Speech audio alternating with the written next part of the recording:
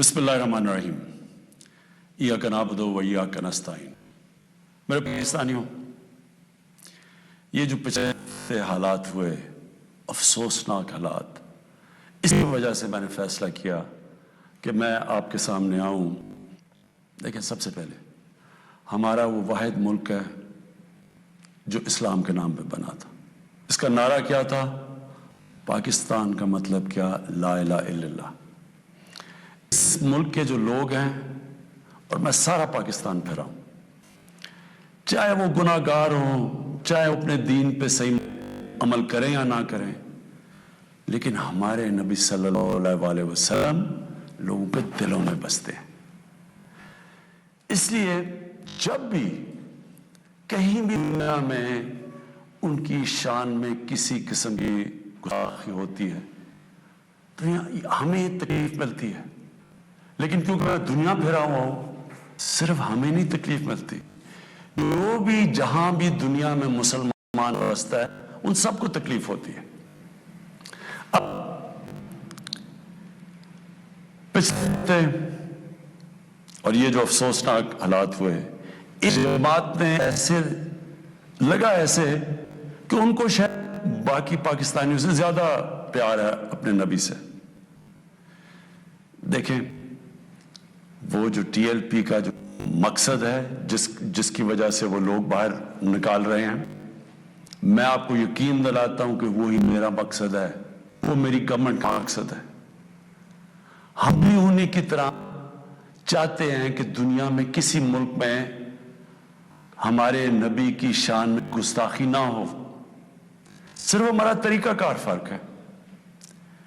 TLP का क्या तरीकाकार है और मेरी गवर्नमेंट और मेरे जब से हम आए हैं, हम क्या कोशिशें कर रहे हैं कि दुनिया में ये गुस्ताखी ना की जाए उनकी शान में, वो ये है। टीएलपी ये कह रही है कि जो फ्रांस में हुआ, फ्रांस के एम्बेसडर को वापस भेजा जाए, उनसे सारे राब्ते खत्म कर दिए जाए। हमारी जो गवर्नमेंट का तरीकाकार है वो मैं अभी आपको तफसील से बताता हूं, लेकिन मकसद हम दोनों का एक ही है। वो भी चाहते हैं कि किसी किस्म का किसी मुल्क में किसी की जरूरत ना पड़े कि उनकी बेहुरमती की जाए। हमारा भी वही मकसद है। तो मैं आज जरा तरीकाकार के ऊपर बात करना चाहता हूं। 1979 के अंदर, नहीं 1990 में, गालिबन 1990 के इर्द गिर्द सलमान रुश्दी ने किताब लिखी। उस किताब में उसने हमारे नबी सल्लल्लाहु अलैहि वसल्लम की शान में गुस्ताखी की। पाकिस्तान में पब्लिक सड़कों पर गए, यहाँ अमेरिकन एम्बेसी पर अटैक किया और लोगों की शहादतें भी हुई। उसके बाद आप उठा के देख लें कि थोड़े सालों के बाद कोई ना कोई मगरब के किसी मुल्क में उनकी शान में गुस्ताखी करता है, मुसलमानों को तकलीफ होती है, कहीं बाहर रिएक्शन भी होता है, या हमारे मुल्क में मुजाहरे भी होते हैं। लेकिन ये हर थोड़े सालों बाद यही सिलसिला आगे बढ़ जाता है। तो क्या हमने अभी तक कोई फर्क पड़ा इस अप्रोच से? यही टीएलपी कर रही है। ये भी ये पाकिस्तान में कह रहे हैं कि मुजाहरे करेंगे हम, और किए हैं उन्होंने, और हम सड़कों पे आ जाएंगे, पहले भी किए हैं, कि अगर हम एक्शन ना लें। अब क्या, मेरा सवाल ये है कि क्या फ्रांस के एम्बेसडर को वापस भेजना फ्रांस में और उनसे सारे ताल्लुकात तोड़ देना, क्या उससे ही रुक जाएगा? क्या उससे क्या तो कोई गारंटी है कि उसके बाद उनकी शान में कोई गुस्ताखी नहीं करेगा? कोई गारंटी है? मैं मगरब को जानता हूं, मैं आपको गारंटी करता हूं कि अगर आप ये करेंगे, अगर हम ये करें पाकिस्तान, तो इसके बाद किसी और यूरोपियन मुल्क में ये होगा, आजादी के राय पे नाम पे, वहां उन्होंने ये एक आजादी राय का इशू बनाया हुआ है, उसके नाम पे वो कहेंगे आजादी राय की वजह से इन्होंने ये किया, हम भी ये कर रहे हैं, वो भी कोई गुस्ताखी करेंगे। क्या फिर उसके एम्बेसडर को भी हम वापस भेजेंगे? और 50 मुसलमान मुल्क हैं, कोई भी इस तरह नहीं कर रहा, कोई वहां कहीं मुजाहरे नहीं हो, वो भी नहीं कह रहे कि एम्बेसडर को वापस भेजो। तो इसका पहले तो कोई फर्क नहीं पड़ना लगा फ्रांस को। लेकिन मैं ये बताऊं पाकिस्तान को क्या फर्क पड़ेगा। सबसे बड़ा फर्क ये पड़ेगा हमारे मुल्क को कि बड़ी मुश्किलों से हमारी माईशत उठ रही है। बड़ी देर के बाद पाकिस्तान के अंदर इंडस्ट्री ऊपर जा रही है, लार्ज स्केल इंडस्ट्री बड़ी देर के बाद उठ रही है, नौकरियां मिल रही हैं लोगों को, हमारे मुल्क में दौलत में इजाफा हो रहा है, हमारी एक्सपोर्ट्स बढ़ रही हैं, हमारा रुपया मजबूत हो रहा है। बड़ी देर के बाद रुपया मजबूत होता जा रहा है। जब रुपया ऊपर जाता है तो मसलन पेट्रोल और डीजल सस्ता किया है, बाहर की जो चीजें मंगवाते हैं वो सस्ती होनी शुरू हो गई हैं। जब हम फ्रांस के एम्बेसडर को वापस भेज के ताल्लुकात तोड़ेंगे उनसे, इसका मतलब कि यूरोपियन यूनियन से हम ताल्लुकात तोड़ेंगे। इसका मतलब क्या कि जो हमारी आधी टेक्सटाइल की एक्सपोर्ट्स है वो यूरोपियन यूनियन में जाती है, तो मतलब आधी हमारी टेक्सटाइल एक्सपोर्ट्स वहीं खत्म हो गई। इसका मतलब बेरोजगार, फैक्ट्रियां बंद हो जाएंगी। और उसके आगे क्योंकि आधी हमारी मेन एक्सपोर्ट टेक्सटाइल है, जब टेक्सटाइल आधी रह जाएगी एक्सपोर्ट, हमारे रुपए के ऊपर प्रेशर पड़ेगा, रुपया गिरेगा, महंगाई बढ़ेगी, गुर्बत बढ़ेगी। तो नुकसान हमें होगा, फ्रांस को कोई नुकसान नहीं होने लगा। दूसरी चीज, तीसरी चीज, अब हमें इसके ऊपर जब ये हुआ तो मैं पहले जरा आपको थोड़ी तफसील से बता दूं। ये हम 2-2.5 महीने से लगे हुए थे, हमारी गवर्नमेंट TLP से मुज़ाकरात कर रही थी। हम उनको यही चीजें समझा रहे थे कि इससे नुकसान हमें होने लगा है, उनको नुकसान नहीं होगा, हमारी अवाम को नुकसान होगा। मुज़ाकरा चलते जा रहे थे, उन्होंने कहा ये असेंबली में रखो, और असेंबली जो फैसला करती है, हमने फैसला किया ठीक है हम असेंबली में ये रखते हैं। लेकिन हम फिर देखना शुरू किया कि इनकी मोबिलाइजेशन नीचे हो रही है, इनकी तैयारियां हो रही हैं इस्लामाबाद आने के लिए। एक तरफ मुज़ाकरात चल रहे हैं, एक तरफ इस्लामाबाद आने की तैयारी है। फिर अभी मुज़ाकरात चल रहे हैं और हमने ये फैसला किया हुआ था कि हम असेंबली में रखें इस इशू को। तो पता चला कि उन्होंने पहले अनाउंस कर दिया कि जी आप फ्रांस का अगर एम्बेसडर आप वापस नहीं भेजेंगे तो हम सारे इस्लामाबाद में धरना देंगे। तो ये उसके बाद ये हमारी बातचीत टूटी, उसके बाद फिर ये अरेस्ट हुई। अब मैं सिर्फ आपको बताना चाहता हूं कि इससे अब तक हुआ क्या हमारे मुल्क में। जरा देख लें कि हमने अपने आप को कितना नुकसान पहुंचाया। अब तक 40 पुलिस की गाड़ियों को जला दिया गया है, लोगों की प्राइवेट प्रॉपर्टी के ऊपर कई लाख करोड़ों रुपए का नुकसान हुआ है, 4 पुलिस वाले शहीद हुए हैं, 800 से ज्यादा पुलिस वाले जख्मी हुए हैं। पहले दिन जब शुरू हुआ तो तकरीबन 100 सड़कें ब्लॉक कर दी।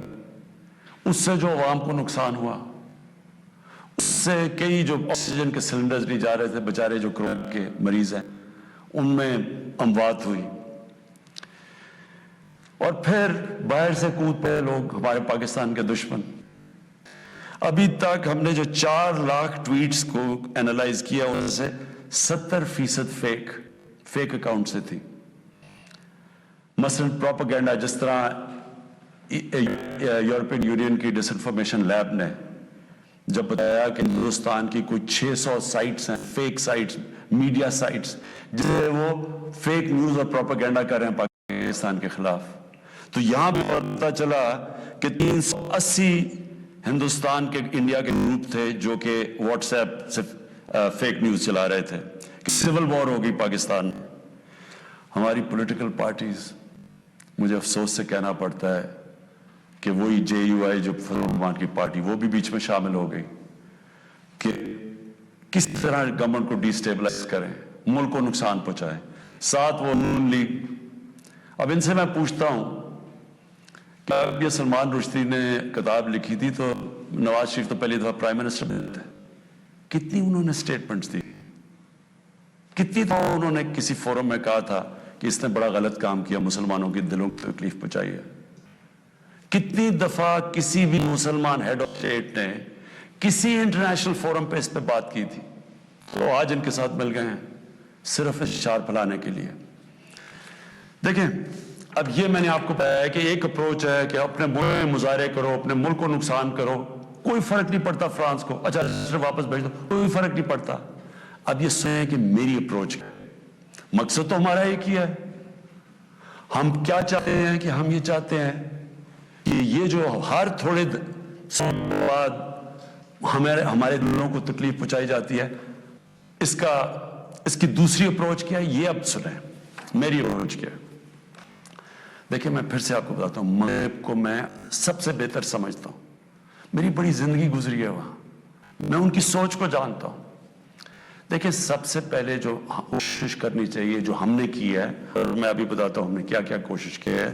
اچھا, میں یہ پہلے بتا دوں, سب سے پہلے جون 2019 میں 14ویں سمٹ تھی OIC کی, وہ پہلی دفعہ جا کے میں نے اسلاموفوبیا کی بات کی, اور میں نے یہ بات کیا کہ جو مغرب کے اندر ہمارے پیارے نبی کی بے حرمتی کی جاتی ہے, کہ ہم سب مسلمان ملکوں کو مل کے ہم ایک پلان کرنا چاہیے, کہ اکٹھا اپروچ کرنا چاہیے, کہ ان کو سمجھانا چاہیے مغرب کو. دوسرا, میں نے پھر جب سپٹمبر 2019 میں یونائٹڈ نیشنز کی جنرل اسمبلی میں گیا, ادھر میں نے یہ اٹھایا دونوں چیزیں, اسلاموفوبیا کی بھی بات. اسلاموفوبیا کا کیا مطلب ہے؟ اسلام کے خلاف نفرت, اور نفرت کے اندر ایک یہ ہے کہ وہ ہمارے نبی صلی اللہ علیہ وسلم کی شان میں گستاخی کرتے ہیں. تو یہ ایک ہی چیز اکٹھے کرتے ہیں یہ. تو ادھر میں نے بات کی یونائٹڈ نیشنز میں. پھر اگلے سال جو 2020 میں یونائٹڈ نیشنز کی جنرل اسمبلی ہوئی, پھر میں نے اسلاموفوبیا کی بات کی, اور میں نے کہا کہ یہ کس طرح 1.25 ارب لوگوں کو تکلیف پہنچائی جاتی ہے. یونائٹڈ نیشنز کی ہیومن رائٹس باڈیز کے اندر اور کمیشن میں میری گورنمنٹ نے مسلسل اسلاموفوبیا کی بات کی. پھر میں نے فیس بک کا جو CEO ہے مارک زکربرگ, میں نے اس کو خط لکھا کہ کیسے فیس بک کو استعمال نہیں کرنا چاہیے اسلاموفوبیا کے لیے. اور پھر جب یہ فرانس میں ہوا, اور جس پر یہ TLP کہہ رہی ہے کہ فرانس کے امبیسڈر کو واپس بھیجیں, میں نے سارے مسلمان ہیڈز آف سٹیٹس کو خط لکھا, اور میں نے ان کو کہا کہ ہمیں جوائنٹ ایکشن لینا چاہیے اس کے اوپر. اور اب میں آپ کو سمجھانا چاہتا ہوں میری اسٹریٹجی کیا ہے. اسٹریٹجی یہ ہے کہ ہم سارے مسلمان ملک کے جو ہیڈز ہیں, ہم مل کے مغرب کے فورمز میں, یورپین یونین میں, نیشنز میں, ہم ان کو یہ بتائیں کہ کیوں ہمیں تکلیف ہوتی ہے جب یہ آزادی, فریڈم آف سپیچ کے نام پہ یہ نبی صلی اللہ علیہ وسلم کی شان میں گستاخی کرتے ہیں. کیونکہ ان کو یہ چیز کی سمجھ نہیں ہے. مغرب کے اندر ان کے جو پیغمبر ہیں ان کو اس طرح نہیں, ان کا پیار اور عشق جس طرح ہے ہمارے نبی سے ہے, ان اس طرح کا نہ, ان کی اس طرح کی عزت کرتے ہیں. اور وہاں بلکہ دین کو ان کے اتنے قریب نہیں ہے جس طرح ہم اپنے دین کے قریب رہتے ہیں. اس لیے ہم ان کو سمجھانا پڑے گا, اور سمجھائیں گے جب ہم مل کے اکٹھے کلیکٹیولی مسلمان دنیا کے ہیڈز آف سٹیٹس جب ہم بات کریں, جو میں یہ ہر جگہ جن فورمز پہ کہتا گیا ہوں, تب اس کا اثر ہوگا. دنیا میں تھوڑے سے یہودی ہیں, لیکن وہ سارے یہودیوں نے اکٹھے ہو کے دنیا کو, مغربی دنیا کو بتایا ہے کہ جو ہولوکاسٹ تھا, جدھر یہودیوں کی قتل عام ہوئی تھی, انہوں نے کہا کہ اس کے خلاف کوئی منفی بات نہ کی جائے کہیں بھی, کسی میڈیا. آج کہیں بھی, آج مغربی میڈیا کسی میں ہولوکاسٹ کے خلاف کوئی بات نہیں کر سکتا. 4 یورپین ملک ایسے ہیں جدھر جیل میں ڈال دیتے ہیں اگر آپ ہولوکاسٹ کے خلاف کوئی منفی بات کریں. تو کیا ہم یہ نہیں وہ باور کروا سکتے کہ ہمیں کتنی تکلیف پہنچتی ہے؟ اور یہ صرف, اور یہ ہم تب کریں گے جب کلیکٹیولی مل کے کریں. اور میں آپ کو یقین دلاتا ہوں, کیونکہ میں مغرب کو سمجھتا ہوں, ان کو سمجھ ہی نہیں ہے اس چیز کی جب ہم پروٹیسٹ کرتے ہیں، جب ہم مظاہرے ہوتے ہیں، وہ سمجھتے ہیں مسلمان آزادی رائے کے خلاف ہے، اور وہ پھر بجائے اس کو سمجھنے کے پھر اور کوئی جان کے شرارت کرتے ہیں ہمیں تکلیف دینے کی۔ اس لیے پہلا تو یہ چیز ہے۔ اور دوسرا میرا جو میں کہنا چاہتا ہوں وہ یہ، دوسرا طریقہ کیا ہے کہ جب ایک 50 ملک مل کے یہ کہیں گے کہ اگر کسی ملک میں سے اس طرح کیا گیا تو ہم سارے مل کے ان کا ٹریڈ بائیکاٹ کریں گے، ان کی ہم چیزیں نہیں خریدیں گے، اس کا اثر ہوگا۔ اس طرح ہم اپنا جو ہم مقصد ہے اس پہ پہنچ سکتے ہیں۔ میں آپ کو دو مقصد بتائیں، ایک یہ کا مقصد ہے ہم ساری زندگی بھی لگے رہیں، ہم اپنے ملک کو نقصان پہنچاتے رہیں گے، کبھی کوئی فرق نہیں پڑنے لگا ان کو۔ جو میں کیمپین کر رہا ہوں، میں آپ کو یقین دلاتا ہوں کہ یہی طریقہ ہے کہ انشاءاللہ ایک دن ان کو سمجھ آ جائے گی، اور وہ دن دور نہیں ہے۔ میں آج آپ کے سامنے کہتا ہوں کہ میں ذمہ داری کی لیتا ہوں، میں ہی سے کیمپین کو لیڈ کروں گا، لیکن میں انشاءاللہ اپنی قوم کو مایوس نہیں کروں گا، اپنے مسلمانوں کو مایوس نہیں کروں گا۔ ہم انشاءاللہ ان کو یہ ایک دن سمجھا دیں گے کہ جس طرح اگر وہ یہودیوں کی یہ سینسٹیو ہیں، ان کو تکلیف نہیں دینا چاہتے، تو ہم تو سوار مسلمان ہیں، ہمارے بھی دل ہیں، ہمیں بھی تکلیف ہوتی ہے، اور جیسی ان کو اس چیز سمجھ آ گئی، یہ ہم اپنا مقصد پہ پہنچ جائیں گے۔ آخر میں اپنے علماء ان کو خاص طور پہ کہنا چاہتا ہوں، آپ کو اس میں ہمارے ساتھ مل کے، میرے ساتھ مل کے میری تائید کرنی چاہیے، ہماری مدد کرنی چاہیے، کیونکہ یہ جو چیزیں یہ جو ہو رہے ہیں ہمارے ملک کو نقصان پہنچ رہا ہے، اس سے تکلیف پہنچتی ہے۔ ہماری پولیس سے جو ہوا ہے، 800 پولیس انجر ہوئی ہے، جو کئی ہسپتالوں میں پڑے ہوئے ہیں، تو اس کو فائدہ ہوا ہے۔ کیوں ہندوستان کی یہ جو سائٹس ہیں جو اس کے اندر کود پڑی ہیں، یہ دشمنوں کو فائدہ ہوا ہے۔ قوم کو کیا فائدہ ہوا اس سے؟ قوم کو تو صرف نقصان ہوا ہے، اور جو مقصد ہے ہمارا اس سے تو اس پہ نہیں پہنچ رہے ہم۔ کوئی فرق نہیں پڑے گا کسی مغربی ممالک کو جو ہم مرضی اپنا ملک کا نقصان کریں، جرم کہیں اور ہو، ہم اپنے اوپر خود کش حملہ کر دیں، یہ کون سی عقل اور سمجھ ہے؟ تو میں سب کو کہوں گا، اپنی قوم کو کہوں گا کہ یہ ٹائم ہے اکٹھے ہونے کا۔ ہمارا ملک بڑی مشکلوں سے ایک اس طرف نکل رہا ہے، ہم اب اوپر آنے والے ہیں، ہماری معیشت اٹھ رہی ہے، لوگوں کو روزگار مل رہا ہے، ہمارا روپیہ مضبوط ہو رہا ہے، ہمارا ملک کا ڈائریکشن ٹھیک ہے۔ یہ ٹائم اپنے ملک کو نقصان پہنچانے کے لیے نہیں ہے، یہ صرف ہمارے ملک کے دشمن ہمیں نقصان پہنچائیں گے۔ ہم سب کو اکٹھے ہو کے اللہ کا شکر ادا کرنا چاہیے کہ ہم یہ 2 سال بڑے مشکل وقت سے گزرے ہیں، حالانکہ ہمارے پاس اس وقت کرونا کا ایک تیسرا ویو ہوا ہے، اس کے اوپر ہمیں سب کو مل کے SOP چلنا چاہیے، اللہ سے دعا کرنی چاہیے کہ ہمیں اس مشکل سے بھی نکال دے، اور پھر اس کا شکر ادا کرنا چاہیے کہ ہم 2 سال کے بعد ایک قوم، ہماری معاشی